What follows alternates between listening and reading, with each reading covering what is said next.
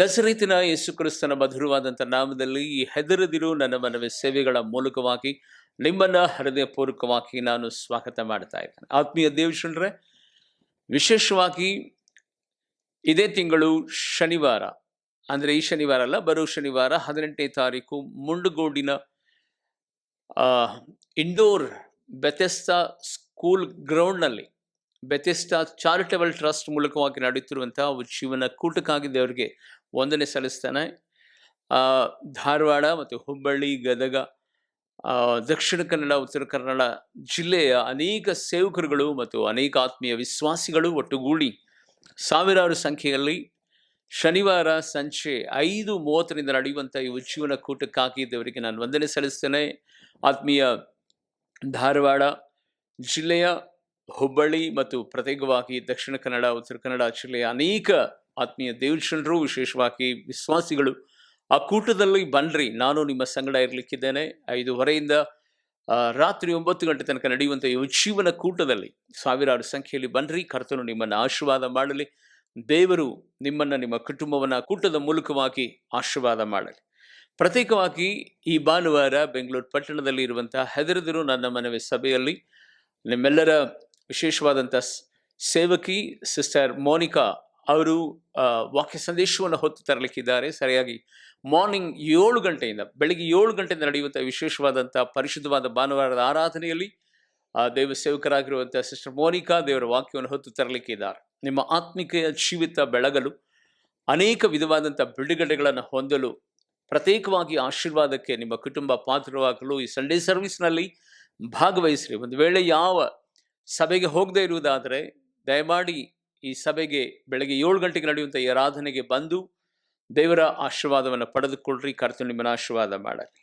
ಅದೇ ರೀತಿಯಲ್ಲಿ ತುಮಕೂರು ಪಟ್ಟಣದಲ್ಲಿ ಇರುವಂಥ ಹೆದರದಿರು ನನ್ನ ಮನವಿ ಹಿರಿ ಸಭೆಯಲ್ಲಿ ಸರಿಯಾಗಿ 9 ಗಂಟೆಯಿಂದ ಆರಾಧನೆ ಪ್ರಾರಂಭವಾಗುತ್ತದೆ. 12:30 ತನಕ ಆರಾಧನೆ ಇರ್ತದೆ. ಕುಟುಂಬವಾಗಿ ತುಮಕೂರು ಜಿಲ್ಲೆಯ ಮತ್ತು ತುಮಕೂರು ಪಟ್ಟಣದ ಜಿಲ್ಲೆಯ 10 ತಾಲೂಕುಗಳಲ್ಲಿ ಒಂದು ವೇಳೆ ಆತ್ಮಿಕವಾಗಿ ನಾವು ಬಲ ಹೊಂದಬೇಕು, ನಮಗೆ ಬಿಡುಗಡೆ, ಸಮಾಧಾನ, ಸ್ವಸ್ಥತೆ, ನೆಮ್ಮದಿ ನಮಗೆ ಬೇಕು ಎಂಬುದಾಗಿ ಅಪೇಕ್ಷಿಸುವಂಥವರು, ದೈವಾಶೀರ್ವಾದಕ್ಕೆ ಪಾತ್ರರಾಗಬೇಕೆಂಬುದಾಗಿ ನೆನೆಸುವಂಥ ದೇವ ಮಕ್ಕಳು ಸರಿಯಾಗಿ 9 ಗಂಟೆಗೆ Yellapur, Timlapur, Dinne, Tumakuru petrol bank, Yellapur petrol bank ಹತ್ತಿರದಲ್ಲಿರುವಂಥ ಈ ಸಭೆಯಲ್ಲಿ ಬನ್ರಿ. ಸರಿಯಾಗಿ 9 ಗಂಟೆಯಿಂದ ಪೆಟ್ರೋಲ್ ಬ್ಯಾಂಕಿಂದ ದೇವ ಸಭೆಗೆ ಕರೆದುಕೊಂಡು ಹೋಗೋದಕ್ಕೆ ವಾಹನಗಳನ್ನು ಸದಾ ನಾವು ಏರ್ಪಾಟ್ ಮಾಡಿರ್ತೇವೆ. ಸರಿಯಾಗಿ 9 ಗಂಟೆಗೆ ವಾಹನಗಳಲ್ಲಿ ಸಿದ್ಧವಾಗಿರ್ತದೆ. ಬನ್ರಿ, ನಾನು ಸದಾ ನಿಮ್ಮ ಸಂಗಡ ಇರ್ತೇನೆ. ಕರ್ತನು ನಿಮ್ಮನ್ನು ಆಶೀರ್ವಾದ ಮಾಡಲಿ. ಪ್ರತ್ಯೇಕವಾಗಿ ಆತ್ಮೀಯ ದೇವಜನರೇ, ಕರ್ತನ ಸನ್ನಿಧಾನದಲ್ಲಿ ಪರಿಶುದ್ಧವಾದಂಥ ಭಾನುವಾರದ ಆರಾಧನೆಗೆ ನಿಮ್ಮ ಸಭೆಗಳಿಗೆ ಹೋಗಿ ನಿಮ್ಮ ಸೇವಕರನ್ನು ಪ್ರೋತ್ಸಾಹ ಮಾಡಿರಿ. ಅನೇಕ ವಿಧವಾದಂಥ ಆಶೀರ್ವಾದಗಳಿಗೆ ನೀವು ಪಾತ್ರರಾಗಿರಿ. ಕರ್ತನು ನಿಮ್ಮನ್ನು ಆಶೀರ್ವಾದ ಮಾಡಲಿ. ಈಗಾಗಲೇ ಕರ್ತನ ಸನ್ನಿಧಾನದಲ್ಲಿ ಟೈಟಲನ್ನು ನೀವು ನೋಡಿದಿರಿ ಎಂಬುದಾಗಿ ನಾನು ನೆನೆಸುತ್ತೇನೆ. ಒಂದು ವೇಳೆ ನೋಡದೇ ಇರುವುದಾದರೆ ಇವತ್ತು ವಾಗ್ದಾನದ ಈ ವಿಶೇಷವಾದಂಥ ಸಂದೇಶದ ಶೀರ್ಷಿಕೆ ಇದಾಗಿರುವಂಥದ್ದಾಗಿದೆ. ಆತ್ಮೀಯ ದೇವಜನರೇ, ಈ ದಿನ ನಮ್ಮ ಮನೆಗೆ ಬಾ ಏಸಪ್ಪ ಎಂಬುದಾಗಿ ಹೇಗೆ ಕರೆಯಬೇಕು? ಈ 2025ನೇ ವರ್ಷದಲ್ಲಿ ಏಸಪ್ಪ ನಿಮ್ಮ ಗುಡಾರದಲ್ಲಿ ನಿತ್ಯವೂ ವಾಸ ಮಾಡಬೇಕಾ? ನಿತ್ಯವೂ ಸಹ ದೇವರು ನಿಮ್ಮೊಟ್ಟಿಗೆ ಇರಬೇಕಾ? ಹಾಗಾದರೆ ಆತನು ಆಲ್ರೆಡಿ ನಿಮ್ಮ ಮನೆಯ ಬಾಗಿಲ ಮುಂಭಾಗದಲ್ಲಿ ಬಂದು ನಿಂತು ಕಾಯ್ತಾ ಇದ್ದಾನೆ. ಪ್ರಕಟಣೆ ಗ್ರಂಥದಲ್ಲಿ ಆತನು ಸ್ಪಷ್ಟಪಡಿಸ್ತಾನೆ, ಈಗೋ ಬಾಗಿಲಲ್ಲಿ ನಿಂತುಕೊಂಡು ನಾನು ತಟ್ಟುತ್ತಾ ಇದ್ದೇನೆ. ಯಾರಾದರೂ ನನ್ನ ಸ್ವರವನ್ನ, ನನ್ನ ಶಬ್ದವನ್ನ ಕೇಳಿ ನನಗೆ ಕರೆಯುವುದಾದರೆ ನಾನು ಒಳಗಡೆ ಬಂದು ನಾನು ನಿಮ್ಮ ಸಂಗಡ ಊಟ ಮಾಡುತ್ತೇನೆ ಎಂಬುದಾಗಿ ಆಲ್ರೆಡಿ ಆತನು ತನ್ನ ವಾಗ್ದಾನವನ್ನು ಪ್ರಕಟ ಮಾಡಿದ. ಆತ್ಮೀಯ ದೇವಜನರೇ, ಏಸಪ್ಪ ಎಲ್ಲಿದ್ದಾನೆ ಗೊತ್ತಾ? ಈಗ ನಿಮ್ಮ ಮನೆ ಬಾಗಿಲ ಹತ್ತಿರ ಬಂದು ಆ ಬಾಗಿಲನ್ನು ತಟ್ಟುತ್ತಾ ಇದ್ದಾನೆ. ಕರ್ತನ ಸನ್ನಿಧಾನದಲ್ಲಿ ಯೇಸು ಸ್ವಾಮಿ ನಿಮ್ಮ ಮನೆಗೆ ಬರಬೇಕೆಂದರೆ ಮುಖ್ಯವಾಗಿ ನೀನು ಆತನ ಶಬ್ದವನ್ನು ಆಲಿಸಬೇಕು. ಆತನ ಸ್ವರಕ್ಕೆ ನೀನು ಕಿವಿಗೊಡಬೇಕಾಗತ್ತೆ. ಎರಡನೇ ಒಂದು ಸಂಗತಿ, ನೀನು ನಿದ್ರೆಯಿಂದ ಎದ್ದೇಳಬೇಕಾಗುತ್ತದೆ. ಮೂರನೇ ಒಂದು ಸಂಗತಿ, ಕರ್ತನ ಸನ್ನಿಧಾನದಲ್ಲಿ ಆತನ ಶಬ್ದಕ್ಕೆ ಓಗೊಟ್ಟು ನಿನ್ನ ಮನೆ ಬಾಗಿಲನ್ನು ತೆರೆಯುವುದಾದರೆ ಖಂಡಿತವಾಗಿಯೂ ಏಸಪ್ಪ ನಿನ್ನ ಮನೆಯ ಒಳಗಡೆ ಬರ್ತಾನೆ, ನಿನ್ನ ಜೊತೆಯಲ್ಲಿ ಆತನು ಸದಾ ಊಟ ಮಾಡ್ತಾನೆ, ನಿನ್ನ ಕುಟುಂಬದೊಟ್ಟಿಗೆ ಆತನು ವಾಸ ಮಾಡುತ್ತಾನೆ. ಹೌದು ಪ್ರೀತಿಯುಳ್ಳ ದೇವಶನರೇ, ಕರ್ತನ ಸನ್ನಿಧಾನದಲ್ಲಿ ಯಾರ್ಯಾರು ಏಸಪ್ಪನನ್ನ ಕರೆದರೋ ಅವರ ಮನೆಗೆ ಯೇಸು ಸ್ವಾಮಿ ಹೋಗಿ ಅನೇಕ ವಿಧವಾದ ವಿಸ್ಮಯಕಾರಿ ಅದ್ಭುತವಾದಂತಹ ಸಂಗತಿಗಳನ್ನು ನಡೆಸಿದನೆಂಬುದಾಗಿ ಸತ್ಯವೇದದಲ್ಲಿ ನಾವು ನೋಡುತ್ತೇವೆ. ಮೊದಲನೇದಾಗಿ ಯೋಸೇಫನ ಸಂಗಡ ಯೇಸು ಸ್ವಾಮಿ ಇದ್ದನು. ಬೈಬಲ್ ಘೋಷಿಸುತ್ತದೆ, ಯೋಸೇಫನ ಸಂಗಡ ದೇವರು ಇದ್ದುದರಿಂದ ಆತನು ಮಾಡುವ ಎಲ್ಲಾ ಪ್ರಯತ್ನಗಳನ್ನು ದೇವರು ಸಫಲಪಡಿಸಿದನಂತ. ಎರಡನೇದಾಗಿ ನಾವು ನೋಡುತ್ತೇವೆ, ಯಾಕೋಬನ ಸಂಗಡ ದೇವರಿದ್ದನು. ಅವನ ಮನೆಯಲ್ಲಿ ದೇವರು ವಾಸ ಮಾಡಿದನು. ವಾಸ ಮಾಡಿದಂತ ಆ ಎಲ್ಲ ದಿನಗಳು ಸಹ ಯಾಕೋಬನನ್ನ ಅಬ್ರಹಾಂ ಈಸಾಕನಿಗಿಂತಲೂ ಮಿಗಿಲಾಗಿ ಯಾಕೋಬನನ್ನ ದೇವರು ಆಶೀರ್ವಾದ ಮಾಡಿದನು. ಇದು ಹಳೆ ಒಡಂಬಡಿಕೆ ಕಥೆಯಾಗಿರುವುದಾದರೆ ನಿಜವಾದಂತಹ ಸಂಗತಿ ಹೊಸ ಒಡಂಬಡಿಕೆಯಲ್ಲಿ ನಾವು ನೋಡುತ್ತೇವೆ. ದೆನಾಕೆ ಸ್ತೋತ್ರವಾಗಲಿ. ಯೇಸು ಸ್ವಾಮಿ ಪೇತ್ರನ ಅತ್ತೆ ಮನೆಗೆ ಹೋಗ್ತಾರೆ. ಅತ್ತೆ ಮನೆಗೆ ಹೋಗುವಂತಹ ಸಂದರ್ಭದಲ್ಲಿ ಅವರ ಅತ್ತೆಗೆ ಜ್ವರ ಹಿಡಿದಿರ್ತವೆ, ಬಹಳ ಭೀಕರವಾದಂತಹ ಜ್ವರ. ಯೇಸು ಸ್ವಾಮಿ ಹೋದ ತಕ್ಷಣವೇ ಆ ಜ್ವರವನ್ನು ಗದರಿಸ್ತಾರೆ. ಆ ಜ್ವರ ಅವರ ಅತ್ತೆಯನ್ನ ಬಿಟ್ಟು ಹೋಗಿ ಬಿಡ್ತವೆ, ಓಡಿ ಹೋಗ್ಬಿಡ್ತವೆ. ದೇವನಾಮಕ್ಕೆ ಮಹಿಮೆ ಉಂಟಾಗಲಿ. ಒಂದು ವೇಳೆ ನಿನ್ನ ಮನೆಯಲ್ಲಿ ಯಾವುದಾದ್ರೂ ಘನಘೋರವಾದಂತಹ ವ್ಯಾಧಿ ಇರುವುದಾದ್ರೆ ನಿನ್ನ ಮನೆಗೆ ಯೇಸು ಸ್ವಾಮಿನ ಕರಿ, ಆತನು ಬರ್ತಾನೆ. ನಿನ್ನ ಒಳಗಡೆ ನಿನ್ನ ಕುಟುಂಬದಲ್ಲಿ ಇರುವಂತಹ ಎಲ್ಲಾ ವ್ಯಾಧಿಗಳನ್ನ ಆತನು ದೂರ ಮಾಡುತ್ತಾನೆ. ಅದಾದ ನಂತರ ಯೇಸು ಸ್ವಾಮಿ ಯಾಯಿರನ ಮನೆಗೆ ಹೋಗ್ತಾನೆ. ಯಾಯಿರ್ ಕೂಗುತ್ತಾನೆ, ಅಪ್ಪ ಅಪ್ಪ, ನನ್ನ ಮನೆಗೆ ಬರುವಷ್ಟು ನಿನಗೆ ನಾನು ಅಷ್ಟು ಯೋಗ್ಯನಲ್ಲ, ನನ್ನ ಮನೆಗೆ ಬರುವಷ್ಟು ಯೋಗ್ಯತೆ ನನ್ನಲ್ಲಿ ಇಲ್ಲ, ಒಂದು ಮಾತು ಹೇಳಿದರೆ ಸಾಕು ಎಂಬುದಾಗಿ. ಆದರೆ ಯೇಸು ಸ್ವಾಮಿ ಅಷ್ಟಕ್ಕೆ ನಿಂತುಕೊಳ್ಳಲಿಲ್ಲ. ಯೇಸು ಸ್ವಾಮಿ ಯಾಯಿರನ ಮನೆಗೆ ಹೋಗ್ತಾನೆ. ಮನೆಗೆ ಹೋದಾಗ 12 ವರ್ಷದ ಅವನ ಮಗಳು ಸತ್ತೋಗಿರ್ತಾಳೆ. ಹೋಗಿ ಆ ಚಟ್ಟಕ್ಕೆ ಮುಟ್ಟಿ ಹೇಳ್ತಾನೆ, ಆ ಮಣಿ ಎದ್ದೇಳು ಎಂಬುದಾಗಿ. ಆ ಮಣಿ ನೀನು ಎದ್ದೇಳು ಎಂಬುದಾಗಿ. ತಕ್ಷಣವೇ ಆ ಮರಣದಿಂದ ಜೀವವನ್ನು ಪಡೆದು ಆ ಮಗಳು ಎದ್ದು ಕೂತ್ಕೊಳ್ಳುತ್ತಾಳೆ.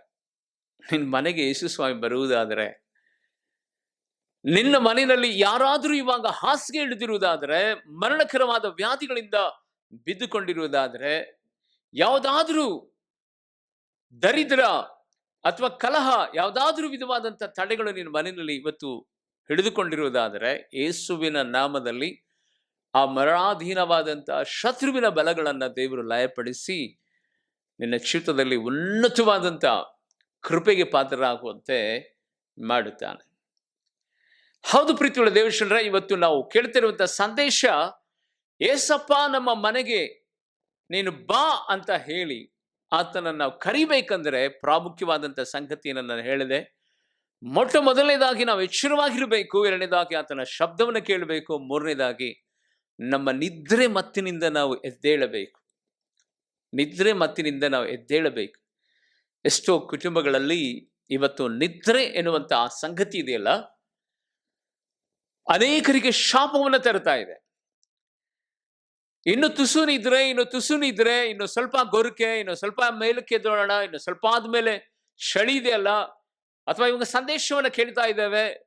ಈ ಸಂದೇಶದ ಸಮಯದಲ್ಲೇ ವಿಶೇಷವಾಗಿ ಲ್ಯಾಪ್ಟಾಪ್ನಲ್ಲಿ ಅನೇಕರು ಬೋರ್ವೆಲ್ ಕೊರಿತಾ ಇರ್ತಾರೆ. ಆ ಗೊರಕೆ ಸೌಂಡ್ಗಳನ್ನು ಕೇಳ್ತಾ ಇರ್ತೀನಿ ನಾನು 10:30 ಒಳಗಡೆ ಹಾಕಿ.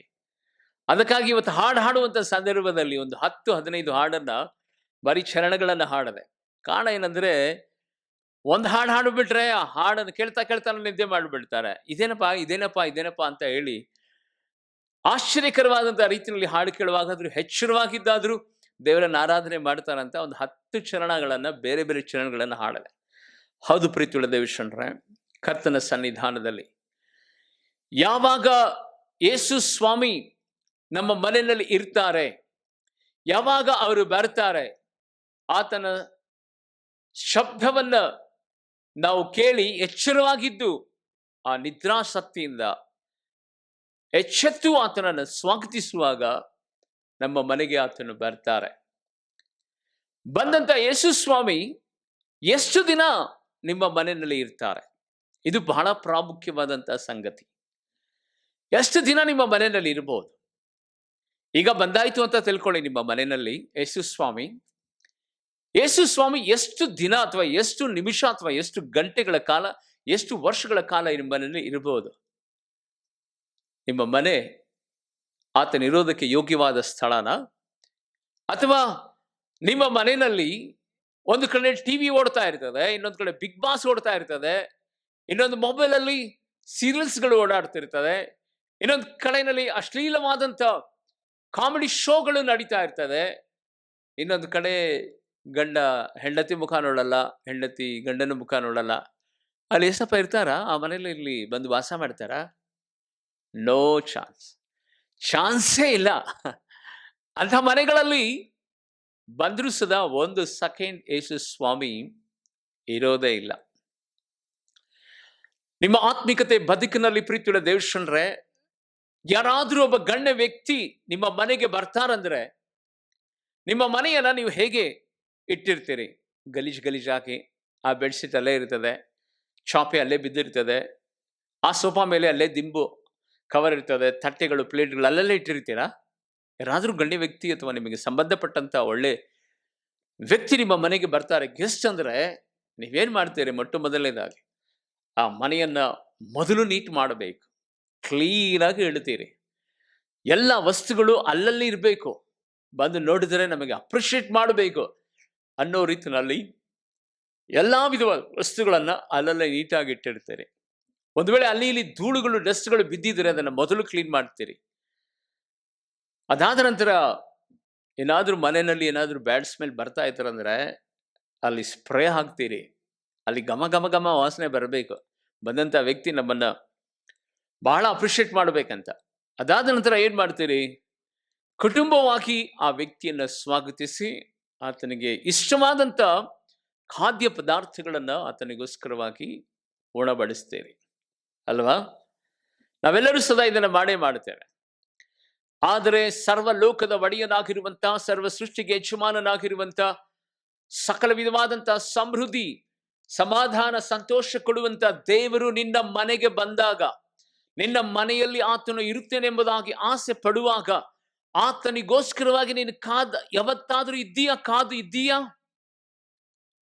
ಅಯ್ಯೋ, ನನ್ನ ಯೇಸು ಸ್ವಾಮಿ ನನ್ನ ಬಾಗಲನ್ನು ತಟ್ತಾ ಇದ್ದಾನಲ್ಲ, ನನ್ನ ಮನೆಗೆ ಆತನನ್ನು ಆಹ್ವಾನಿಸಬೇಕೆಂಬುದಾಗಿ ಇದ್ದೀನಿ ಎಂಬುದಾಗಿ ನಿನಗೆ ಮನಸ್ಸಿನಲ್ಲಿ ಯಾವತ್ತಾದ್ರೂ ಅನಿಸಿದೆಯಾ?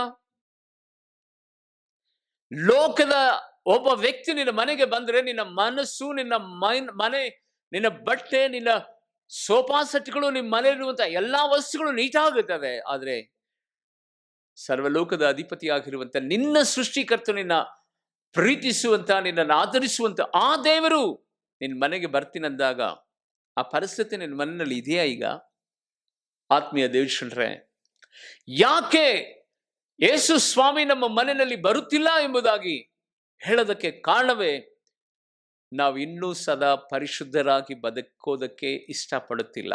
ನಾವು ಎಂಥ ಜನ ಅಂದ್ರೆ ದೇವರ ಹತ್ರ ಬರೀ ಆಶೀರ್ವಾದವನ್ನೇ ಪಡೆದುಕೊಳ್ತೇವೆ. ಹಣ ನಮಗೆ ಬೇಕು, ಆರೋಗ್ಯ ನಮಗೆ ಬೇಕು, ನಮ್ಮ ಕಷ್ಟಗಳು ತೀರಲ್ಪಡಬೇಕು, ನಮ್ಮ ಸಾಲದ ಸಮಸ್ಯೆಗಳು ತೀರಲ್ಪಡಬೇಕು. ಅಂತ ಸಂದರ್ಭದಲ್ಲಿ ಏಸಪ್ಪ ನಮ್ಮನ್ನು ದೃಷ್ಟಿಸಿ ನೋಡಲಾರೆಯ, ನಮ್ಮ ಮನೆಗೆ ಬರಲಾರೆಯ, ನಮ್ಮ ದುಃಖವನ್ನು ನಿನಗೆ ಅರ್ಥ ಆಗೋದಿಲ್ವಾ, ನಮ್ಮ ಕಣ್ಣೀರು ನಿನಗೆ ಮುಟ್ಟುತ್ತಾ ಇಲ್ವಾ ಎಂಬುದಾಗಿ ನಾವು ಕೂಗುತ್ತೇವೆ. ಯೇಸು ಸ್ವಾಮಿ ಅವಾಗ ಬರ್ತಾರೆ, ಖಂಡಿತವಾಗಿ ಬರ್ತಾರೆ. ಆ ಕೂಗನ್ನ ಕೇಳಿ ಬರ್ತಾರೆ, ನಿನಗೆ ಬೇಕಾದಂತ ಸಹಾಯವನ್ನು ಮಾಡ್ತಾರೆ, ತಕ್ಷಣವೇ ಹೋಗ್ಬಿಡ್ತಾರೆ. ಯೇಸು ಸ್ವಾಮಿ 3 ಜನ ಭಕ್ತರ ಮನೆಗೆ ಹೋಗ್ಬೇಕಂತ ಇಷ್ಟಪಟ್ಟು ಬಂಗಾರ, ಹಣ ಮತ್ತು ಪರಿಶುದ್ಧತೆ, ಯೇಸು ಸ್ವಾಮಿ ಈ 4 ತೆಗೆದುಕೊಂಡು, ಯೇಸು ಸ್ವಾಮಿ ಪರಿಶುದ್ಧತೆ, ಬಂಗಾರ, ಹಣ ತೆಗೆದುಕೊಂಡು 3 ಭಕ್ತರು ನೋಡೋದಕ್ಕೆ ಯೇಸು ಸ್ವಾಮಿ ಹೋದಂತೆ. ಮೊದಲೇ ಭಕ್ತನಿಗೆ ಹೋಗಿ ಕೇಳದಂತೆ, ನಿನಗೇನು ಬೇಕು ಕೇಳು, ನಾನು ಕೊಡ್ತೇನೆ. ಇಲ್ಲಿ ನೋಡು, ನಾನು ಹಣ ತಂದಿದ್ದೇನೆ, ಬಂಗಾರ ತಂದಿದ್ದೇನೆ, ಪರಿಶುದ್ಧತೆ ತಂದಿದ್ದೇನೆ, ನಾನು ಬಂದಿದ್ದೇನೆ, ನಿನಗೆ ಯಾರು ಬೇಕು ಎಂಬುದಾಗಿ ಕೇಳುವಾಗ, ಅಪ್ಪ ನನಗೆ ತುಂಬಾ ಕಷ್ಟ ಇದೆ, ನಾನು ತುಂಬಾ ಬಡ್ಡಿ ಕಟ್ತಾ ಇದ್ದೇನೆ, ನನಗೆ ತುಂಬಾ ಸಾಲ ಆಗ್ಬಿಟ್ಟಿದೆ, ನನಗೆ ಈಗಿನ ಸಮಸ್ಯೆ ತೀರಲ್ಪಡಬೇಕಂತ ಹೇಳಿದರೆ ನನಗೆ ಹಣ ಬೇಕು, ಹಣ ಕೊಡೋದು. ಸಂತೋಷವಾಗಿ ದೇವರು ಹಣ ಕೊಟ್ಟು ಹೋದನಂತೆ. ಎರಡನೇ ಭಕ್ತನ ಹತ್ರ ಹೋಗಿ ಹೇಳಿದಂತೆ, ಈಗೋ ಹಣ ತಂದಿದ್ದೇನೆ, ಬಂಗಾರ ತಂದಿದ್ದೇನೆ, ಪರಿಶುದ್ಧತೆ ತಂದಿದ್ದೇನೆ, ನಾನು ಬಂದಿದ್ದೇನೆ, ನಿನಗೇನು ಬೇಕು ಕೇಳು ಎಂಬುದಾಗಿ ಕೇಳುವಾಗ ಆ ಮನುಷ್ಯನಿಗೆ ತುಂಬಾ ಆಸೆ ಏನೋ ಗೊತ್ತಿಲ್ಲ, ಹಣ ತೆಗೆದುಕೊಂಡ್ರೆ ಸ್ವಲ್ಪನೇ ಬರ್ಬೋದೇನೋ, ಬಂಗಾರ ಜಾಸ್ತಿ ತೆಗೆದುಕೊಂಡು ಬಿಟ್ರೆ ನನ್ನ ಸಮಸ್ಯೆಗಳನ್ನೆಲ್ಲ ನಾನು ತೀರಿಸ್ಕೊಳ್ಬೋದು ಎಂಬುದಾಗಿ ನೆನೆಸಿ, ಅಪ್ಪ ನನಗೆ ಬಂಗಾರ ಕೊಡು, ನನಗೆ ತುಂಬಾ ಸಮಸ್ಯೆನಲ್ಲಿದ್ದೀನಿ, ಒಂದು ವೇಳೆ ಆ ಬಂಗಾರ ಮಾರಿ ನನ್ನ ಎಲ್ಲ ಸಮಸ್ಯೆಗಳನ್ನು ಪರಿಹಾರ ಮಾಡಿಕೊಂಡು ನಾನು ಸದಾ ಉಳಿಸ್ಕೊಂಡು ನಾನು ಬದುಕ್ತೇನೆ ಎಂಬುದಾಗಿ ಬಂಗಾರವನ್ನು ಕೇಳಿದನಂತೆ. ತಕ್ಷಣ ಯೇಸು ಸ್ವಾಮಿ ಆ ಬಂಗಾರವನ್ನು ಕೊಟ್ಟನಂತೆ. ಆತ್ಮೀಯ ದೇವಶಂಟ್ರೆ, ಮೂರನೇ ವ್ಯಕ್ತಿ ಬಳಿನಲ್ಲಿ ಹೋದಂತೆ. ಯೇಸು ಸ್ವಾಮಿ, ಈಗೋ ಬಂಗಾರ, ಹಣ, ಪರಿಶುದ್ಧತೆ, ನಾನು ಬಂದಿದ್ದೇನೆ, ನಿನಗೇನು ಬೇಕು ತಗೋ ಎಂಬುದಾಗಿ ಹೇಳುವಾಗ ಆತನ ಯೋಚನೆ ಮಾಡನಂತೆ. ಬಂಗಾರ ಇರೋ ಜಾಗದಲ್ಲಿ ಯೇಸು ಸ್ವಾಮಿ ಇರಲ್ಲ, ಹಣ ಇರೋ ಜಾಗದಲ್ಲಿ ಯೇಸು ಸ್ವಾಮಿ ಇರಲ್ಲ. ಆ ಭಕ್ತನು ಯೋಚನೆ ಮಾಡಿದನಂತೆ, ಪರಿಶುದ್ಧತೆ ಇರುವಂತ ಸ್ಥಳದಲ್ಲಿಯೇ ನನ್ನ ಯೇಸಪ್ಪನೂ ಜೊತೆನಲ್ಲೇ ಇರ್ತಾನೆ, ಯಾಕಂದ್ರೆ ಆತನು ಪರಿಶುದ್ಧನಾದ ದೇವರು. ಯೇಸು ಸ್ವಾಮಿ ಹೇಳಿದಾನೆ, ಅಪ್ಪ ನನಗೆ ಹಣ ಬೇಕಾಗಿಲ್ಲ, ನನಗೆ ಬಂಗಾರ ಬೇಕಾಗಿಲ್ಲ, ನನಗೆ ಪರಿಶುದ್ಧತೆ ಬೇಕಪ್ಪ ಎಂಬುದಾಗಿ, ನನಗೆ ನೀನು ಬೇಕಪ್ಪ ಎಂಬುದಾಗಿ ಆತನು ಹೇಳಿದಂಥ ಸಂದರ್ಭದಲ್ಲಿ ಆತ್ಮೀಯ ದೇವಶಂಟ್ರೆ, ಯೇಸು ಸ್ವಾಮಿ ಆತನ ಬಳಿನಲ್ಲಿ ವಾಸ ಮಾಡಿ ಆತನಿಗೆ ಪರಿಶುದ್ಧತೆಯನ್ನು ಕೊಟ್ಟನಂತೆ. ಪರಿಶುದ್ಧತೆ ಎಲ್ಲಿರ್ತದೋ ಅಲ್ಲಿ ಏಸಪ್ಪ ಇರ್ತಾರೆ. ಏಸಪ್ಪ ಇದ್ರೆ ಹಣ ಅಲ್ಲಿ ಬರ್ತದೆ, ಆಶೀರ್ವಾದ ಅಲ್ಲಿ ಬರ್ತದೆ, ಬಂಗಾರ ಅಲ್ಲಿ ಬರ್ತದೆ, ಸಮಾಧಾನ ಅಲ್ಲಿ ಬರ್ತದೆ, ನೆಮ್ಮದಿ ಅಲ್ಲಿ ಬರ್ತದೆ, ಆರೋಗ್ಯ ಅಲ್ಲಿ ಬರ್ತದೆ, ಬಿಡುಗಡೆ ಬರ್ತದೆ, ಸಮೃದ್ಧಿ ಬರ್ತದೆ. ಯೇಸುವಿನ ನಾಮದಲ್ಲಿ ಬೈಬಲ್ ಅಲ್ಲಿ ನಾವು ನೋಡುವಂತವರಾಗಿದ್ದೇವೆ. ದೇವಕ್ಕೆ ಸ್ತೋತ್ರವಾಗಲಿ. ಪ್ರೀತಿಯುಳ್ಳ ದೇವಶಂಟ್ರೆ, ಕರ್ತನ ವಾಗ್ದಾನ ವಚನದಲ್ಲಿ ನಾವು ನೋಡುವಾಗ 2 ಸಮುವೇಲನ ಪ್ರವಾದನೆ ಗ್ರಂಥ 6ನೇ ಅಧ್ಯಾಯದ 11ನೇ ವಚನವನ್ನ ನೀವು ಓದಿಕೊಂಡು ನೋಡ್ರಿ. ದೇವಕ್ಕೆ ಸ್ತೋತ್ರವಾಗಲಿ. ಯೆಹೋವನ ಮಂಜೂಷವು ಗತ್ತೂರಿನ ಓಬೇದೆದೋಮನ ಮನೆಯಲ್ಲಿ ಬರೀ 3 ತಿಂಗಳು ಆ ಕಾಲದಲ್ಲಿ ಯೆಹೋವನು ಅವನನ್ನು, ಅವನ ಮನೆಯವರನ್ನು ಗಮನಿಸಿದೆನಾಕೆ ಸ್ತೋತ್ರವಾಗಲಿ. ಗತ್ ಊರಿನ ಓಬೇದೆದೋಮನ ಮನೆಯಲ್ಲಿ ಕೇವಲ 3 ತಿಂಗಳ ಕಾಲ ಮಂಜೂಷ ಪೆಟ್ಟಿಗೆ ಇತ್ತು. ಮಂಜೂಷ ಪೆಟ್ಟಿಗೆನಲ್ಲಿ ದೇವರ ಪ್ರಸನ್ನತೆ ಇರ್ತದೆ, ದೇವರು ಅಲ್ಲಿ ವಾಸ ಮಾಡುತ್ತಾನೆ. ಆ ಮಂಜೂಷದ ಪೆಟ್ಟಿಗೆ ಆ ಮನೆಯಲ್ಲಿ ಇದ್ದದ್ದರಿಂದ ಬೈಬಲ್ ಹೇಳ್ತದೆ, ಓಬೇದೆದೋಮನು ಮತ್ತು ಅವನ ಮನೆಯವರೆಲ್ಲರೂ ಸಹ ಆಶೀರ್ವಾದ, ಅಭಿವೃದ್ಧಿಯನ್ನ ಹೊಂದಿದರಂತೆ. ನನ್ನನ್ನು ಗಮನಿಸಿ ಪ್ರೀತಿಯುಳ್ಳ ದೇವಶಂಟ್ರೆ, ಕರ್ತನ ಸನ್ನಿಧಾನದಲ್ಲಿ ಬರೀ ಮಂಜೂಷದ ಪೆಟ್ಟಿಗೆ ಆತನ ದೈವ ಪ್ರಸನ್ನತೆ ಇರುವಂತ ಆ ವಿಶೇಷವಾದಂತ ಕಾರ್ಯ ಕೇವಲ 3 ತಿಂಗಳು ಓಬೇದೆದೋಮನ ಮನೆಯಲ್ಲಿತ್ತು. ಅವನು ಮಾತ್ರವಲ್ಲ, ಅವನ ಹೆಂಡತಿ, ಅವನ ಮಕ್ಕಳು, ಅವನ ಕುಟುಂಬದವರು ಎಲ್ಲರೂ ಆಶೀರ್ವಾದ ಹೊಂದಿದರು. ಕರ್ತನ ನಾಮಕ್ಕೆ ಸ್ತೋತ್ರವಾಗಲಿ. ಇವತ್ತು ನಿನ್ನ ಮನೆಯಲ್ಲಿ ಆಶೀರ್ವಾದ ಇದೆಯಾ, ಶಾಪ ಇದೆಯಾ, ಕಳವಳ ಇದೆಯಾ, ದುಃಖ ಇದೆಯಾ, ಸಂತೋಷ ಇದೆಯಾ, ಸಮೃದ್ಧಿ ಇದೆಯಾ, ಸಮಾಧಾನ ಇದೆಯಾ, ನೆಮ್ಮದಿ ಇದೆಯಾ? ಯಾವುದಿದೆ? ಯಾವುದಿಲ್ಲ ಪಾಸ್ಟರ್. ಏನಿದೆ ನಮ್ಮ ಮನೆಯಲ್ಲಿ? ಪ್ರತಿದಿನ ಇದ್ರೆ ಕೊರತೆ, ಪ್ರತಿದಿನ ಇದ್ರೆ ದುಃಖ, ಪ್ರತಿದಿನ ಇದ್ರೆ ವೇದನೆ. ಆತ್ಮೀಯ ದೇವಶಂಟ್ರೆ, ಆ 3ನೇ ಭಕ್ತನು ಯೇಸು ಸ್ವಾಮಿಯನ್ನ ಪರಿಶುದ್ಧತೆಯನ್ನು ಆಹ್ವಾನ ಮಾಡಿಕೊಂಡದ್ರಿಂದ ಯೇಸುವಿನ ನಾಮದಲ್ಲಿ ನಾನು ಘೋಷಿಸ್ತೇನೆ, ಯೇಸು ಇರುವಂತ ಮನೆಯಲ್ಲಿ ಕಷ್ಟ ಇರಲ್ಲ, ಯೇಸು ಇರುವಂತ ಮನೆಯಲ್ಲಿ ಕೊರತೆ ಇರೋಲ್ಲ, ಯೇಸು ಇರುವಂತ ಮನೆಯಲ್ಲಿ ಕಣ್ಣೀರಿರೋದಿಲ್ಲ, ಯೇಸು ಇರುವಂತ ಮನೆಯಲ್ಲಿ ರೋಗ ಆಳ್ವಿಕೆ ಮಾಡೋದಿಲ್ಲ, ಯೇಸು ಇರುವಂತ ಮನೆಯಲ್ಲಿ ಯಾವುದೇ ವಿಧವಾದ ತಡೆಗಳು, ಶತ್ರುವಿನ ಕಾರ್ಯಗಳು ನಡೆಯೋದಿಲ್ಲ. ಆ ಮನೆಯಲ್ಲಿ ಸಮೃದ್ಧಿ, ಸಮಾಧಾನ, ಐಶ್ವರ್ಯ, ಶುಭ ಸೂಚನೆಗಳೇ ಹೊರತು ವೇದನೆಗಳು ಇರೋದೇ ಇಲ್ಲ. ಹಾಗಾದರೆ ಕರ್ತನ ಸನ್ನಿಧಾನದಲ್ಲಿ ಆತ್ಮೀಯ ದೇವಶಂಟ್ರೆ, ಮೊದಲನೇದಾಗಿ ನಮ್ಮ ಮನೆಯಲ್ಲಿ ಯೇಸು ಬರಬೇಕಂದ್ರೆ ನಾವು ಮಾಡಬೇಕಾದಂತ ಪ್ರಾಮುಖ್ಯವಾದಂತಹ ಸಂಗತಿ ಪರಿಶುದ್ಧತೆಯನ್ನು ಕಾಪಾಡಿಕೊಳ್ಳಬೇಕು. ಪರಿಶುದ್ಧತೆಯನ್ನು ಕಾಪಾಡಿಕೊಳ್ಳಬೇಕು. ಎಲ್ಲಿ ಪರಿಶುದ್ಧತೆ ಇರ್ತದೋ ಅಲ್ಲಿ ದೇವರು ವಾಸ ಮಾಡುತ್ತಾನೆ. ಅಲ್ಲಿ ದೇವರು ವಾಸ ಮಾಡುತ್ತಾನೆ. ಬೈಬಲ್ ನಾವು ನೋಡುತ್ತೇವೆ. ವಿಮೋಚನ ಕಾಂಡ 19ನೇ ಅಧ್ಯಾಯ 14ರಿಂದ 16ನೇ ವಚನದ ತನಕ ಮೋಸೆ ಕೆಲವು ಸಂಗತಿಗಳನ್ನ ಇಸ್ರೇಲರಿಗಲ್ಲಿ ಪ್ರಕಟಿಸಿ ಆತನು ಹೇಳುತ್ತಾನೆ, ನಿಮ್ಮ ಬಟ್ಟೆಗಳನ್ನ ಶುಚಿ ಮಾಡಿಕೊಳ್ಳ್ರಿ, ನಿಮ್ಮ ಬಟ್ಟೆಗಳನ್ನ ಮಡಿ ಮಾಡಿಕೊಳ್ಳ್ರಿ ಎಂಬುದಾಗಿ.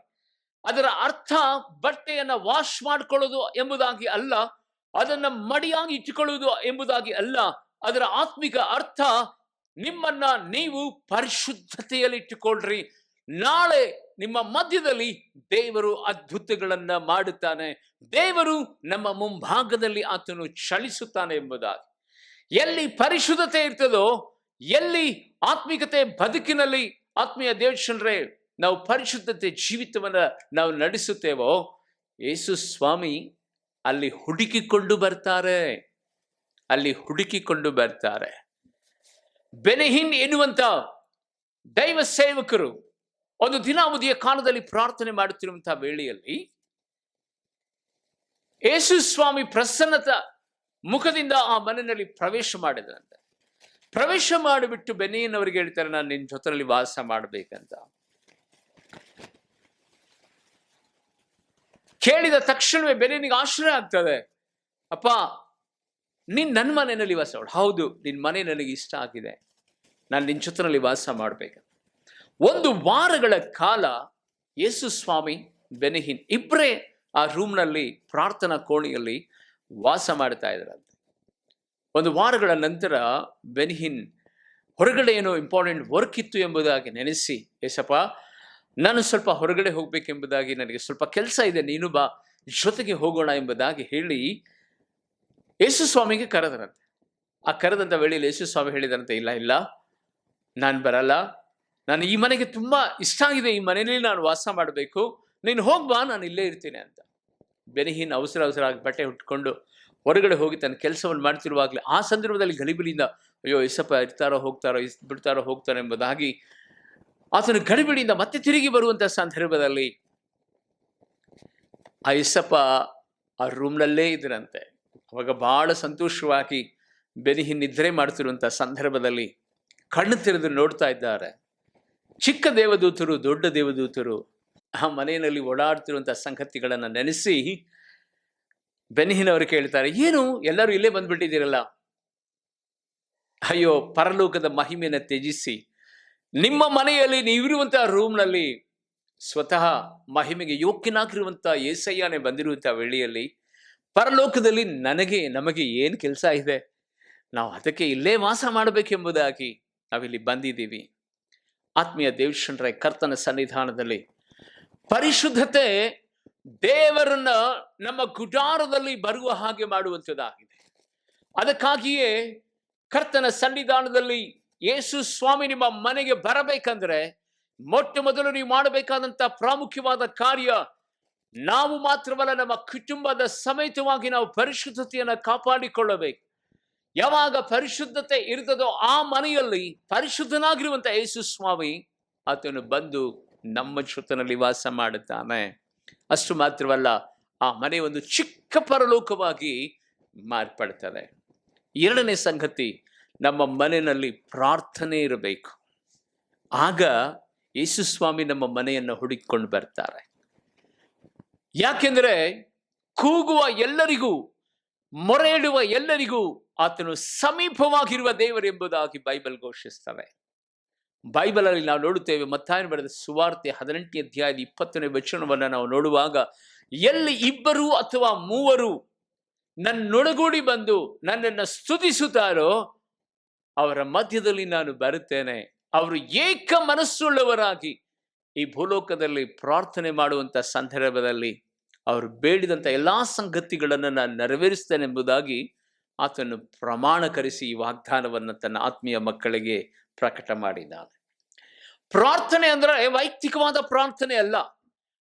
ಹಾಗಂತ ಹೇಳಿ ವೈಯಕ್ತಿಕವಾದಂಥ ಪ್ರಾರ್ಥನೆ ಮಾಡಬಾರದು ಎಂಬುದಾಗಿ ನನ್ನ ತಾತ್ಪರ್ಯವಲ್ಲ. ಯೇಸುವಿನ ಮಧುರವಾದಂಥ ನಾಮದಲ್ಲಿ ನಿನ್ನ ಮನೆಯಲ್ಲಿ ಯೇಸು ಸ್ವಾಮಿ ಬರಬೇಕಂದ್ರೆ 2 ಅಥವಾ 3 ಬೈಬಲ್ ಘೋಷಿಸ್ತದೆ, ಅವರ ಮಧ್ಯದಲ್ಲಿ ನಾನು ಬರ್ತೇನೆ ಎಂಬುದಾಗಿ. 2 ಅಥವಾ 3 ಅಂದ್ರೆ ಯಾರು ಗೊತ್ತಾ? ನೀನು, ನಿನ್ನ ಹೆಂಡತಿ ಮತ್ತು ನೀನು. ನಿನಗೆ ಕೊಡಲ್ಪಡಂತ 2 ಮಕ್ಕಳಿರ್ಬೋದು, 4 ಜನ 3 ಜನ ಮಕ್ಕಳಿರ್ಬೋದು.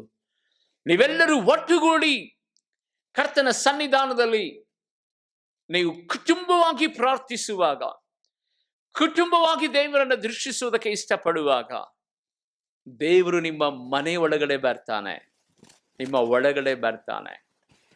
ಹೌದು ಪ್ರೀತಿಯುಳ್ಳ ದೇವಶ್ವರರೇ, ಕರ್ತನ ಸನ್ನಿಧಾನದಲ್ಲಿ ನಾನು ಆಗ್ಲೇ ಹೇಳಿದೆ, ಪರಿಶುದ್ಧತೆ ಇರುವಂತಹ ಸ್ಥಳದಲ್ಲಿ ಯೇಸು ಸ್ವಾಮಿ ಬರ್ತಾರೆ ಅಂತ. ಬರೀ ನಿನ್ನ ಹೆಂಡತಿ ಪರಿಶುದ್ಧತೆಯಿಂದ ಇದ್ರೆ ಮಾತ್ರ ಅಲ್ಲ, ನಿನ್ನ ಗಂಡನು ಪರಿಶುದ್ಧತೆಯಿಂದ ಇದ್ರೆ ಮಾತ್ರವಲ್ಲ, ನಿನ್ನ ಮಕ್ಕಳು ಮಾತ್ರ ದೇವರನ್ನು ನಂಬಿಕೊಂಡು ಅವರು ಪರಿಶುದ್ಧತೆಯಿಂದ ಮಾತ್ರ ದೇವರು ಅಲ್ಲಿ ಪ್ರವೇಶ ಮಾಡೋದಿಲ್ಲ.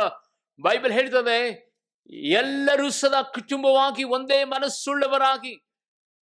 ಮನಸ್ಸುಳ್ಳವರಾಗಿ ಎಲ್ಲರೂ ಪರಿಶುದ್ಧತೆಯಿಂದ ನಾವು ಬದುಕುವಂತಹ ಸಂದರ್ಭದಲ್ಲಿ ನಮ್ಮ ಗುಡಾರದಲ್ಲಿ ಆತನು ಇಳಿದು ಬರ್ತಾನೆ, ನಮ್ಮ ಮಧ್ಯದಲ್ಲಿ ಆತನು ವಾಸ ಮಾಡುತ್ತಾನೆ.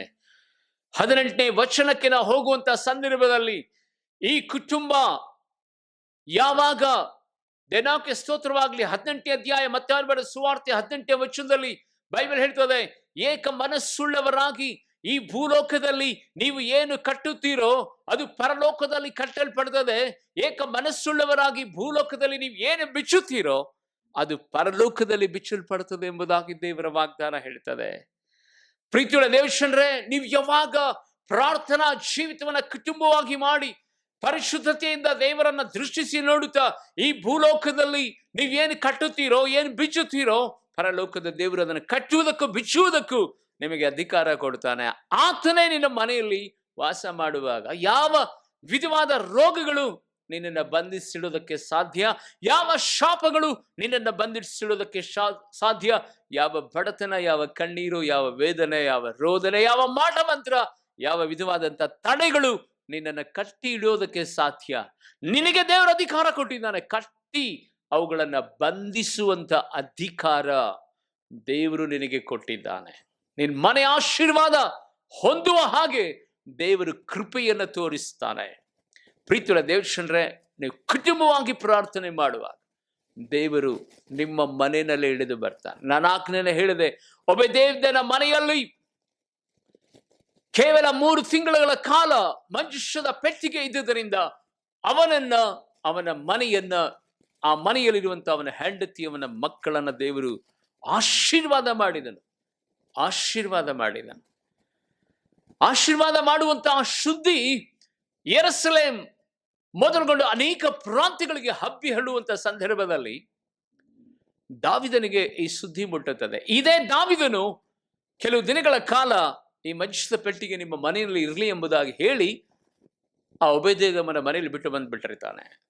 ಆ ಓಬೇದೆದೋಮನಿಗೆ ದೇವರು ಆಶೀರ್ವಾದ ಮಾಡುತ್ತಿರುವಂತಹ ಆ ಸಂಗತಿಯನ್ನು ಗಮನಿಸಿದ ನಂತರ, ಅರೆ ನಾನು ಇಂಥ ತಪ್ಪನ್ನು ಮಾಡಿಬಿಟ್ಟೆ, ನನ್ನ ದೇವರ ಪ್ರಸನ್ನತೆ ಹೇಳುವಂತ ಆ ಮಂಜೂಷವನ್ನು ನಾನು ಅಲ್ಲೇ ಬಿಟ್ಟು ಬಂದನೆ ಎಂಬುದಾಗಿ ನೆನೆಸಿ ಆತನ ಏನ್ ಮಾಡ್ತಾನೆ ಗೊತ್ತಾ? ಓಡೋಡಿ ಓಬೇದೆದೋಮನ ಮನೆಗೆ ಬಂದು ತಗಾದೆ ತೆಗಿತಾನೆ. ನಾನು ಇಟ್ಟು ಹೋದಂತ ಮಂಜೂಷದ ಪೆಟ್ಟಿಗೆಯನ್ನು ನನಗೆ ಕೊಟ್ಟುಬಿಡು ಎಂಬುದಾಗಿ. ಆ ಮಂಜೂಷದ ಪೆಟ್ಟಿಗೆಯನ್ನ ಆತನು ಮತ್ತೆ ಮಹಿಮೆಯೊಡನೆ ರಾಜ ಬೀದಿಗಳಲ್ಲಿ ರಾಜೋತ್ಸವದೊಡನೆ ಮೆರವಣಿಗೆಯನ್ನ ಮಾಡುತ್ತಾ ಗೋಣಿ ತಟ್ಟನ್ನ ಕಟ್ಟಿಕೊಂಡು ದೀನತೆಯ ವಸ್ತ್ರವನ್ನ ಪ್ರದರ್ಶಿಸುತ್ತಾ ಆ ಮಂಜೂಷದ ಪೆಟ್ಟಿಗೆಯನ್ನು ತೆಗೆದುಕೊಂಡು ಯೆರೂಸಲೇಮಿನ ಆ ದೇವಾಲಯದ ಬಳಿನಲ್ಲಿ ಅದನ್ನು ತೆಗೆದುಕೊಂಡು ಹೋಗಿ ಇಡುತ್ತಂತ ನಂತರದಲ್ಲಿ ಬೈಬಲಲ್ಲಿ ನಾವು ನೋಡುತ್ತೇವೆ, ಆತನ ಸಿಂಹಾಸನವನ್ನ, ಆತನ ಕುಟುಂಬವನ್ನ ತಲೆ ಮಾರುಗಳವರೆಗೂ ದೇವರು ಸ್ಥಿರಪಡಿಸಿದನು. ಇವತ್ತೂ ಸದಾ ಆತನ ಸಿಂಹಾಸನ ದೇವರ ಕೃಪೆಯ ಸಿಂಹಾಸನವಾಗಿ ಆತನ ಕುಟುಂಬದವರು ತಲೆ ಮಾರುಗಳವರೆಗೂ ಆಶೀರ್ವಾದವನ್ನು ಹೊಂದುತ್ತಾ ಇದ್ದಾರೆ. ಹೌದು ಪ್ರೀತಿಯುಳ್ಳ ದೇವಶ್ವರರೇ, ಯಾವಾಗ ನಾವು ಕುಟುಂಬವಾಗಿ ಪ್ರಾರ್ಥನೆ ಮಾಡ್ತೇವೋ, ನಮ್ಮ ಮನೆಯಲ್ಲಿ ದೇವ ಧ್ಯಾನ ಮಾಡ್ತೇವೋ, ದೇವರ ವಾಕ್ಯವನ್ನು ಧ್ಯಾನಿಸ್ತೇವೋ, ಪರಿಶುದ್ಧತೆಯನ್ನು ಕಾಪಾಡಿಕೊಳ್ತೇವೋ, ಆ ಸಂದರ್ಭದಲ್ಲಿ ನಮ್ಮ ಮನೆಯ ಬಾಗಿಲನ್ನು ಆತನು ತಟ್ಟುತ್ತಾ ಆತನು ಒಳಗಡೆ ಬಂದು ನಮ್ಮ ಜೊತೆಲಿ ಊಟ ಮಾಡ್ತಾನೆ, ನಮ್ಮ ಮಕ್ಕಳನ್ನು ಆಶೀರ್ವಾದ ಮಾಡ್ತಾನೆ, ಅವರನ್ನು ಅಭಿಷೇಕ ಮಾಡ್ತಾನೆ. ನನಗೆ ಸ್ತೋತ್ರವಾಗಲಿ. ಯಾವಾಗ ಆ ಮಂಜೂಷದ ಪೆಟ್ಟಿಗೆ ದಾವೀದನು ಪ್ರಯತ್ನಿಸಿ ಯೆರೂಸಲೇಮಿನ ಪರಿಶುದ್ಧವಾದ ಆಲಯದಲ್ಲಿ ತಂದಿಟ್ಟನು. ತಲೆಮಾರುಗಳವರೆಗೂ ಆ ಕುಟುಂಬ ಆಶೀರ್ವದಿಸಲ್ಪಡುತ್ತಲೇ ಇದೆ. ಇವತ್ತು ನಿನ್ನ ಮನೆ, ನಿನ್ನ ಕುಟುಂಬ, ನಿನಗಿರುವ ಎಲ್ಲರೂ ಸದಾ ನಿನ್ನ ಮಕ್ಕಳು ತಲೆಮಾರುಗಳವರೆಗೆ ಆಶೀರ್ವದಿಸಲ್ಪಡಬೇಕಂದ್ರೆ ನಿನ್ನ ಮನೆಯಲ್ಲಿ ಮೊದಲನೇದಾಗಿ ಪರಿಶುದ್ಧತೆ ಇರಬೇಕು, ಎರಡನೇದಾಗಿ ಕುಟುಂಬ ಪ್ರಾರ್ಥನೆ ಇರಬೇಕು. ಆಗ ನಿನ್ನ ಮನೆಯಲ್ಲಿ ದೇವರು ವಾಸ ಮಾಡ್ತಾರೆ. ಮೂರನೇ ಒಂದು ಸಂಗತಿ, ನಿನ್ನ ಮನೆಗೆ ಯೇಸುಸ್ವಾಮಿ ಬರಬೇಕಾ? ಹಾಗಾದರೆ ಯೆಶಾಯ ಪ್ರವಾದನೆ ಗ್ರಂಥ 57ನೇ ಅಧ್ಯಾಯದ 15ನೇ ವಚನದಲ್ಲಿ, ದೇವರ ವಾಗ್ದಾನ ವಚನದಲ್ಲಿ ನಾವು ನೋಡುತ್ತೇವೆ, ಯಾರ ಮಧ್ಯದಲ್ಲಿ ಆತನು ಪ್ರಸನ್ನನಾಗುತ್ತಾನೆ ಎಂಬುದಾಗಿ. ಸ್ತೋತ್ರ. ಸದಮಲ ನೆನೆಸಿಕೊಂಡು ಶಾಶ್ವತ ಲೋಕದಲ್ಲಿ ನಿತ್ಯ ನಿವಾಸಿಯಾದ ಮಹೋನ್ನತನು ಹೇಗೆನ್ನುತ್ತಾನೆ, ಉನ್ನತ ಲೋಕವೆಂಬ ಪವಿತ್ರಾಲಯದಲ್ಲಿ ವಾಸಿಸುವ ನಾನು. ಎಲ್ಲಿರ್ತಾನಂತೆ ಆತನು? ಜಜ್ಜಿ ಹೋದ ದೀನವನದೊಂದಿಗೆ ಇದ್ದುಕೊಂಡು ದೀನರ ಆತ್ಮವನ್ನ, ಜಜ್ಜಿ ಹೋದ ವನವನ್ನ ಉಜ್ಜೀವಿಸ ಮಾಡುತ್ತೇನೆ. ಹಾಲೆಲೂಯ. ಗಮನಿಸಿ ಪ್ರೀತಿಯುಳ್ಳ ದೇವಜನರೇ, ಎಲ್ಲಿ ಆತನು ಬರ್ತಾ ಇದ್ದಾನೆ? ಯಾರ ಮನಸ್ಸುಗಳಲ್ಲಿ ಆತನು ಬರ್ತಾ ಇದ್ದಾನೆ? ಸದಮನೆನಿಸಿಕೊಂಡು ಶಾಶ್ವತ ಲೋಕದಲ್ಲಿ ಆಸೀನ ರೂಢನಾಗಿರುವಂತ ಆ ಮಹಾ ದೇವಾದಿ ದೇವನು ಜಜ್ಜಿದ ಮನದವರೊಂದಿಗೂ ದೀನತೆ ಉಳ್ಳಂತ ಮನಸ್ಸುಳ್ಳಂತ ವ್ಯಕ್ತಿಗಳ ಹೃದಯದಲ್ಲಿ, ಅವರ ಮಧ್ಯದಲ್ಲಿ ಇದ್ದು ಅವರನ್ನ ಉಜ್ಜೀವಿಸ ಮಾಡ್ತಾನೆ. ಬೈಬಲ್ ಅಲ್ಲ ನೋಡುತ್ತೇವೆ, ದಿನಕ್ಕೆ ಸ್ತೋತ್ರವಾಗಲಿ. ಅಬ್ರಹಾಮನು ಘನವಂತನಾಗಿ, ಐಶ್ವರ್ಯವಂತನಾಗಿ, ಮಹಿಮೆಯಾದಂತಹ ಜೀವಿತವನ್ನು ನಡೆಸುವಂತಹ ಸಂದರ್ಭದಲ್ಲಿ ದೇವರಿಗೆ ಆತನು ಮೊರೆ ಇಡುವಂತಹ ಸಂಗತಿಯನ್ನು ಗಮನಿಸುವಾಗ, ಆದಿಕಾಂಡ 18ನೇ ಅಧ್ಯಾಯ 25ನೇ ವಚನದಲ್ಲಿ, ದೇವಾ ನಾನು ಬರೀ ಹುಳದಂತೆ, ನಾನು ದೇವರ ಕರ್ತನೆ ಬರೀ ಧೂಳಿ, ಬರೀ ಬೂದಿ ಆಗಿದ್ದೇನೆ ಎಂಬುದಾಗಿ ನಮ್ಮ ಮೂಲ ಪಿತೃವಾಗಿರುವಂತಹ ಅಬ್ರಹಾಮನು ದೇವರನ್ನು ಘನಪಡಿಸುತ್ತಾನೆ. ಎಷ್ಟು ಘನಮಾನ ಮಹಿಮೆ ಪ್ರಭಾವವನ್ನು, ಎಷ್ಟು ಐಶ್ವರ್ಯ ಅಭಿವೃದ್ಧಿಯನ್ನು ಹೊಂದಿದಂತ ಆ ವ್ಯಕ್ತಿ ನಾನು ಧೂಳು ಎಂಬುದಾಗಿ ತನ್ನನ್ನು ತಾನು ಕರ್ತನ ಸಮ್ಮುಖದಲ್ಲಿ ತಗ್ಗಿಸಿಕೊಳ್ಳುತ್ತಾನೆ. ನಮ್ಮ ಹೀರೋ ಆಗಿರುವಂತ ದಾವೀದ, ಆತನು ಇನ್ನೊಂದು ಸ್ಟೆಪ್ ಮುಂದಕ್ಕೆ ಹೋಗಿ ಹೇಳ್ತಾನೆ, ಅಪ್ಪ ನಿನ್ನ ಆಶೀರ್ವಾದಕ್ಕೆ, ನಿನ್ನ ಮಹಿಮೆಗೆ ಪಾತ್ರನಾಗುವಷ್ಟು ಯೋಗ್ಯತೆ ನನ್ನಲ್ಲಿ ಇಲ್ಲ. ನಾನು ಎಂಥ ವ್ಯಕ್ತಿ ಅಂತ ನನಗೆ ಚೆನ್ನಾಗಿ ಗೊತ್ತು. ಕಾಡಿನಲ್ಲಿ ಕುರಿ ಕಾಯುತ್ತಾ ಕಾಡಿನ ಆ ಕುರಿಗಳ ಆ ವಾಸನೆಯನ್ನ ಯಾರು ಕುಡಿಯೋದಿಲ್ಲ ಅಂತ ಗಲೀಜಾಕಿದಂತ ನನ್ನನ್ನ ದೇವರೇ ಕರ್ತನೆ, ಹುಳುವಾಗಿರುವಂತ, ಗೊಬ್ಬರದಲ್ಲಿರುವಂತ ಹುಳುವಾಗಿರುವಂತ ನನ್ನನ್ನ ನೀನು ಇಷ್ಟೊಂದು ಪ್ರೀತಿ ಮಾಡಿದೀಯಾ ಎಂಬುದಾಗಿ ಹೇಳಿ ತನ್ನನ್ನು ತಾನು ತಗ್ಗಿಸಿಕೊಳ್ಳುತ್ತಾನೆ. ಜಜ್ಜಿ ಹೋದ ದೀನ ಮನದೊಂದಿಗೆ ಇದ್ದು ಆ ಸದಮನ ಶಾಶ್ವತ ಸಿಂಹಾಸನದಲ್ಲಿ ಚಕ್ರವರ್ತಿ ಆಗಿರುವಂತ ದೇವರು ಆ ಮನಸ್ಸಿನಲ್ಲಿ ಇಳಿದು ಬರ್ತಾನೆ. ಈ 3 ಕಾರ್ಯಗಳು ನಿನ್ನ ಮನೆಯಲ್ಲಿ ಇದೆಯಾ? ನಿನ್ನ ಮನೆಯಲ್ಲಿ ಪರಿಶುದ್ಧತೆ ಇದೆಯಾ? ನಿನ್ನ ಮನೆಯಲ್ಲಿ ಪ್ರಾರ್ಥನೆ ಇದೆಯಾ? ಖಂಡಿತವಾಗಿ ನಿನ್ನ ಮನೆ ಮಾತ್ರವಲ್ಲ, ನಿನ್ನ ಮನಸ್ಸು ದೀನತೆಯಿಂದ, ಅಪ್ಪ ದೇವಾ ಕರ್ತನೆ, ಇದಕ್ಕೆಲ್ಲ ನೀನೇ ಕಾರಣ ಸ್ವಾಮಿ. ನನಗೆ ಬೆಳ್ಳಿ ಬೇಡ, ಬಂಗಾರ ಬೇಡ, ನನಗೆ ಹಣ ಬೇಡ, ನನಗೆ ಆಸ್ತಿ ಬೇಡ, ಐಶ್ವರ್ಯ ಬೇಡ, ನನಗೆ ನೀನೇ ಬೇಕು ಯೇಸಪ್ಪ, ನಿನ್ನ ಜೊತೆಲಿ ವಾಸ ಮಾಡು ಎಂಬುದಾಗಿ. ಈ ಲೋಕದ ಐಶ್ವರ್ಯ ಆಸ್ತಿಗಿಂತಲೂ ಯೇಸು ಸ್ವಾಮಿನ ಹೆಚ್ಚಾಗಿ ಪ್ರೀತಿ ಮಾಡ್ತೀರಾ? ಆಗಲೇ ಆತನೇ ಓಪನ್ ಮಾಡಿಕೊಂಡು ಶಬ್ದ ತೆಗೆದು ಆತನ ಒಳಗಡೆ ಬಂದು ಕೂಗಿ ಹೇಳ್ತಾನೆ, ಮಗನೇ ನಾನು ನಿನ್ನ ಜೊತೆಲಿ ವಾಸ ಮಾಡ್ಬೇಕು, ನಿನ್ನ ಜೊತೆಲಿ ನಾನು ಊಟ ಮಾಡ್ಬೇಕು, ನಿನ್ನ ಮಕ್ಕಳನ್ನ ನಾನು ಆಶೀರ್ವಾದ ಮಾಡಬೇಕು, ಕೊನೆ ತನಕ ನಿನ್ನೊಟ್ಟಿಗೆ ನಾನು ಜೀವಿಸಬೇಕು ಎಂಬುದಾಗಿ. ಪ್ರೀತಿಯುಳ್ಳ ದೇವಜನರೇ, 3 ತಿಂಗಳು ಒಬೇದೆದೋಮನ ಮನೆಯಲ್ಲಿದ್ದಾಗ ಅವನ ಹೆಂಡತಿ, ಅವನ ಮಕ್ಕಳೆಲ್ಲ ಆಶೀರ್ವದಿಸಲ್ಪಟ್ಟರು. ಅಲ್ಲಿದ್ದ ಮಜಿಷ್ವನ ದಾವೀದನು ಪರಿಶುದ್ಧವಾದ ದೇವಾಲಯಕ್ಕೆ ತೆಗೆದುಕೊಂಡು ಹೋಗಿದ್ದಾಗ ತಲೆಮಾರುಗಳಿಗೂ ಆಶೀರ್ವದಿಸಲ್ಪಟ್ಟನು. ಆದರೆ ಬೈಬಲ್ ಹೇಳ್ತದೆ, ದಿನಕ್ಕೆ ಸ್ತೋತ್ರವಾಗಲಿ, ಶ್ರದ್ಧೆಬಲಿಸಿಕೊಂಡು ಶಾಶ್ವತ ಲೋಕದಲ್ಲಿ ಆಸೀನ ರೂಢನಾಗಿರುವ ದೇವರು ಎಲ್ಲಿ ವಾಸ ಮಾಡ್ತಾನಮ್ಮ? ಅಹಂಕಾರಿಗಳ ಮಧ್ಯದಲ್ಲಿ, ದುರಹಂಕಾರ, ಅನೀತಿ, ಅಕ್ರಮ, ಅಸಹ್ಯವಾದ ಕಾರ್ಯಗಳು, ಹೊಟ್ಟೆ ಕಿಚ್ಚು, ಅನೇಕ ವಿಧವಾದ ದ್ವೇಷ, ಕ್ರೋಧ, ಮತ್ಸರ ತುಂಬಿದಂತ ಮನಸ್ಸಿನಲ್ಲಿ ಆತನು ವಾಸ ಮಾಡಲ್ಲ. ಆತನು ಇವತ್ತು ಕೇಳ್ತಾ ಇದ್ದಾನೆ, ನರಿಗಳಿಗಾದರೂ ಗುದ್ದುಗಳಿದೆ, ಹಾರಾಡುವ ಹಕ್ಕಿಗಳಿಗಾದರೂ ಗೂಡುಗಳಿದೆ. ನಾನು ನಿನ್ನ ಮನೆಯಲ್ಲಿ ಬರಬೇಕಂತ ಇದ್ದೇನೆ. ನಿನ್ನ ಚಿಕ್ಕ ಗುಡಾರದಲ್ಲಿ ನನಗೆ ಸ್ಥಳ ಕೊಡ್ತೀಯಾ? ನೀನು ಪರಿಶುದ್ಧತೆಯಿಂದ ಇರ್ತೀಯಾ, ಪ್ರಾರ್ಥನೆ ಮಾಡ್ತೀಯಾ, ದೀನತೆಯಿಂದ ತಗ್ಗಿಸ್ಕೊಳ್ತೀಯಾ? ಈಗಲೇ ಈ ಕ್ಷಣದಲ್ಲೇ ನಿನ್ನ ಮನೆಯಲ್ಲಿ, ನಿನ್ನ ಮನಸ್ಸಿನಲ್ಲಿ ಆತನು ವಾಸ ಮಾಡುತ್ತಾರೆ.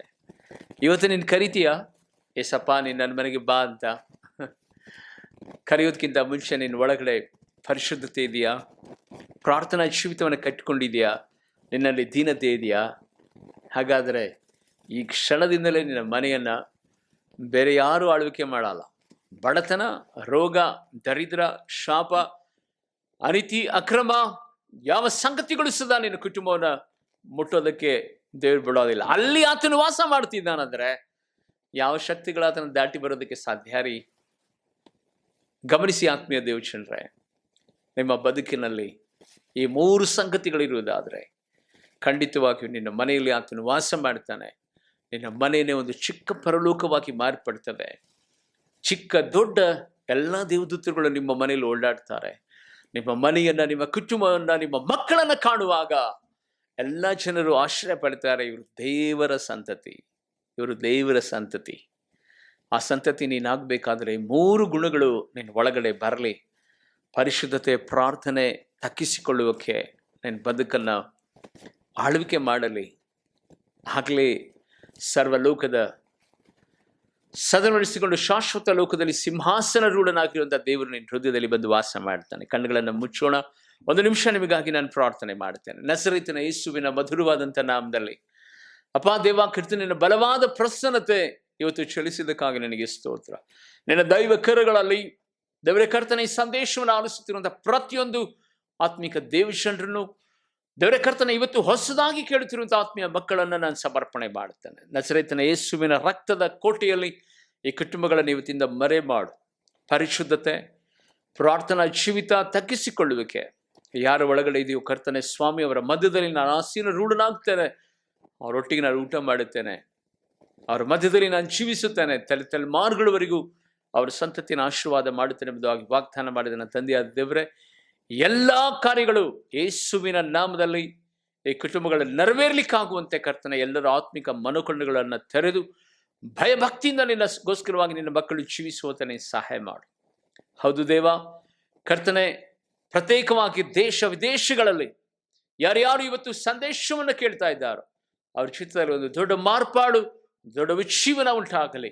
ಎಲ್ಲ ಮಹಿಮೆ ನಿನಗೆ ಸಲ್ಲಿಸ್ತೇವೆ. ಪ್ರತ್ಯೇಕವಾಗಿ ಕಾಣಿಕೆಗಳನ್ನು ಸಮರ್ಪಣೆ ಮಾಡಿದಂಥ ಕರ್ತನೆ ಸಹೋದರ ಗಿರೀಶ್ ಅವರಿಗಾಗಿಯೂ, ಮಿಲನಾ ಸಿಸ್ಟರ್, ರೀಟಾ ಫಿಲಿಪೋಸ್, ಸುವರ್ಣಲಕ್ಷ್ಮಿ, ದೇವಾಕರ್ತನೆ ಸ್ವಾಮಿ, ಸುಮಾ ಹೇಮಂತ್ ಅವರಿಗೋಸ್ಕರವಾಗಿ, ಸಾರಾ ಹೇಮಂತ್ ಅವರಿಗಾಗಿಯೂ, ಕುಮಾರ್ ಸೋಲ್ಕುಂಟೆ ಮತ್ತು ಅನೇಕ ದೇವರ ಕರ್ತನೆ ನಿನ್ನ ಮಕ್ಕಳು ಮೋಹನ್ ಮಾಣಿಕ್ ಅವರಿಗಾಗಿಯೂ ನಾವು ವಂದನೆ ಸಲ್ಲಿಸ್ತೇವೆ.